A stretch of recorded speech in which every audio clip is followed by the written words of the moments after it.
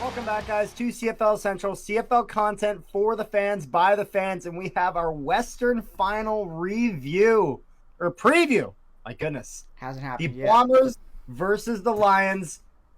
This is the game that we've been waiting for. The Bombers got their first playoff game this season. They have not lost a playoff game since November 18th, 2018. Wow. Jake, how are you feeling about this? As someone who is a fan of both the Lions and the Bombers, I have to ask you how you're feeling.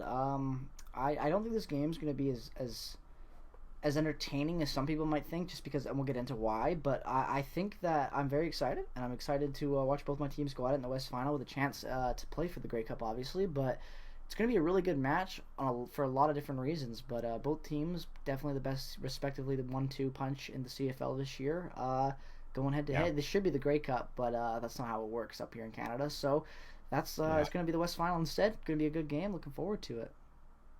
Yeah, and this is especially since it feels right having this game with Nathan Rourke back, as opposed to if he was still out and Vernon Adams Jr. would be the guy playing it. It's truly right that Nathan Rourke is the guy going to be leading the Lions into a hostile Winnipeg territory. Absolutely. Man, I'm excited for this. Now, a few interesting things is that so the Bombers are 2-1 against BC this season, which is both relevant and not, because one of those games is where both teams hardly any of these starters were in, so it's kind of a, it's kind of hard to get a guess of how the starters are when the starters aren't playing, you know what I mean? So but in I guess probably the most important matchup, which was the first matchup between these two teams, the Bombers did win decisively. Now, the interesting thing as well is the Bombers this season have notably done very, very well after a bye week, where they get kind of a little bit burnt out. They'd have that week off and they would come back flying. Now that this is playoffs, the Bombers going to be able to continue that. Hopefully they can. They hope to, as the Bombers are looking to three-peat this year. Home teams are 29-20 in the West Final. So, home field advantage is a thing. And I think the Bombers hope to capitalize on that. Although, interesting enough, Jake, I was talking with you a little bit before we started, and you were kind of talking about another interesting aspect that will probably be a factor in this game. Yeah, and that comes back to what I said at the start of this video about I don't think it'll be as entertaining as some people might think, and it's nothing really to do with the talent and one team being better. I think it just is going to come down to the fact that the BC Lions play in an indoor dome stadium, and yeah, that roof will open, but it opens when it's 30 degrees outside in the summer and August. It does not open. Beautiful day. It doesn't open in the rain. It don't open in the cold, and the Bombers they're used to playing in the cold. They're used to playing in the rain, but not only that. The Winnipeg got a massive dump of snow today. It's only going to be getting colder before that game rolls into town. I was driving today. It was dangerous. And exactly. So my big thing comes to the fact that almost all the Lions players have all played their colleges in warm environments. All their professional careers have been in environments that have nothing to do with weather. The closest thing you can get to is rain.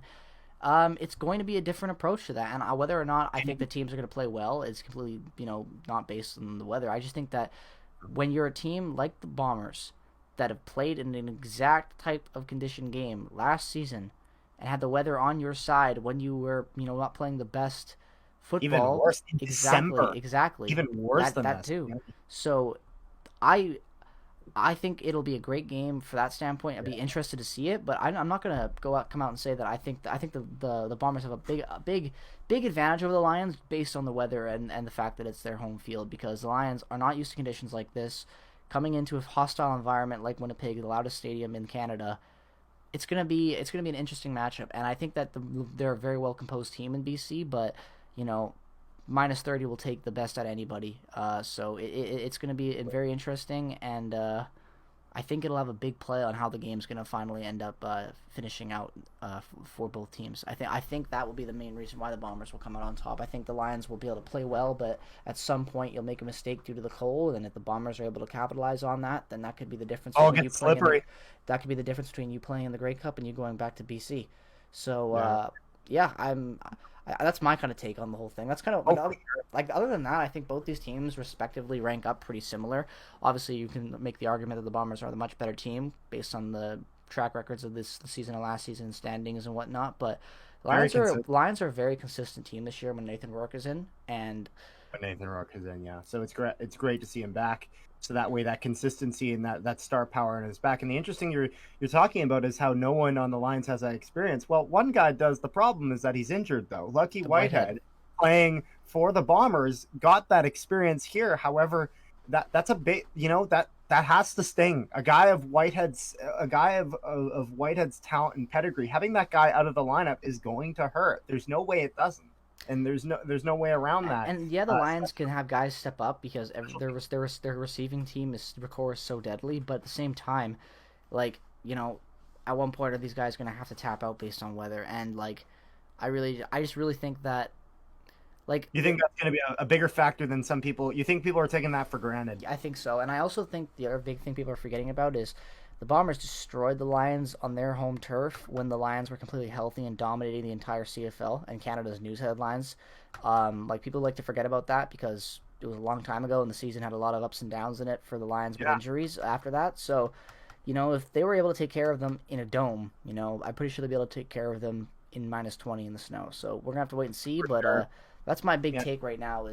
And in the most recent game between the Bombers and the Lions in Winnipeg, as much as obviously it was Nathan Rourke's first game back, so in that quarter, and a lot of that, let's be fair to Nathan Rourke, is he's been injured for a while, he's getting back into full game speed. But the Bombers, another key point that I will say about that is that the Bombers D-line was able to put a lot of pressure on him, and the BC offensive line struggled to deal with that. So that's going to be another really important thing in this game, is that when Nathan Rourke is facing garbage weather and he's facing that Bombers D line, ball's gonna get slippery. I've played football in the cold as a center, and I'm telling you right now, it's hard to snap that ball straight when it gets really slippery and wet and whatnot.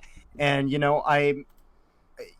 people are gonna have problems with that, which is why I agree with you when you're saying it's probably gonna be a little bit of a messy game. Yeah. Yeah, but I still should be entertaining. It's just that's going to be a big. Oh, absolutely. There's no way the Bombers and Lions play and it's not entertaining. Exactly. So? But it'll be a. Excuse me. It'll be a. It'll be something. I think there'll be a lot of different elements that go into that game, but I think that you have to look at it more just from the standpoint of than what they are as teams and what the conditions are going into it. That's just how I feel. But I thought it was a bold prediction when the CFL posted that out of the 6 analysts, it was a 3-3 split. Well, I was like, okay. I think that's pretty fair. I think I've got a 50-50 chance on the teams when it comes to them playing. It's just that there's a lot of elements to take into it, and it's hard to predict the CFL. It's really hard to predict the CFL. Anything can happen. Of course. Yep. But, I don't know. I feel like that's kind of where I am right now with it, Carter. If you got anything else to add. I'm just excited. I'm just excited. You're excited. I'm excited. I'm just excited that this is finally happening. I've waited all year for this because, I'm not going to the Grey Cup, but in terms of important games to go to, this is the most important one for me. And I'm excited. I will be in that crowd. I will be loud. Will I lose my voice? Absolutely. And yeah, win, lose, or draw. You'll see if I'm happy or maybe not after. So exactly. Yeah. Exactly. But we'd love to hear your thoughts as always down in the comment section below. As always, really do appreciate your guys' feedback and support on the channel. We do love reading the comments. Thank you guys for watching this video.